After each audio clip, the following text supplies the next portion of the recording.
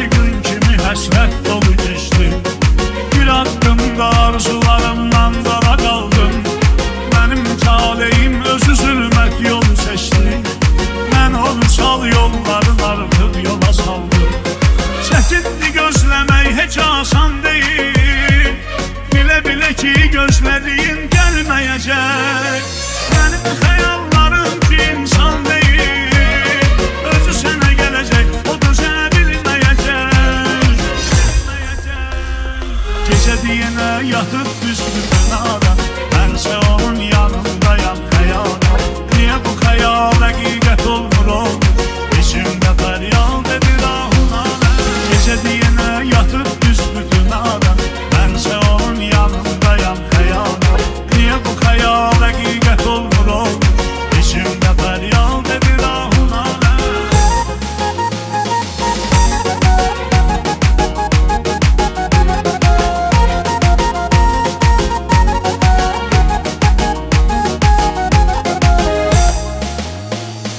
Mənim ürəyim kimsəsizlər evinə bənziyir.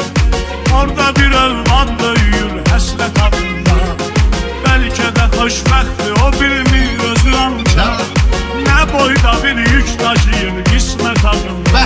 Hərşən özündən küsüb incisə də, ona bu həyatıyla barışmaq qalır. Zaman tez keçib illər dəyişsə də, o isə heç dəyişməyib uşaq qalır. Gecə deyənə yatıb büsbütün adam. Mənsə onun yanındayam xəyala. Niyə bu xəyal həqiqət olmur olmur?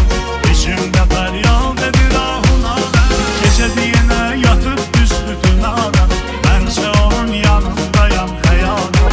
Niyə bu xəyal həqiqət olmur olmur? İçimdə fəryad edir ahuna. Gecə deyənə yatıb büsbütün adam. Mənsə onun yanındayam xəyala. Niyə bu xəyal həqiqət olmur olmur? İçimdə fəryad edir ahuna.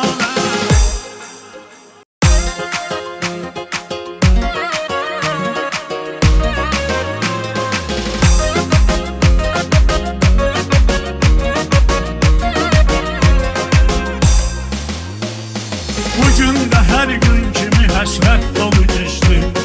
Bir haqqımda arzularımdan dara qaldım.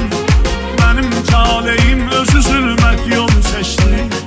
Mən o vüsal yolların artıq yola saldım.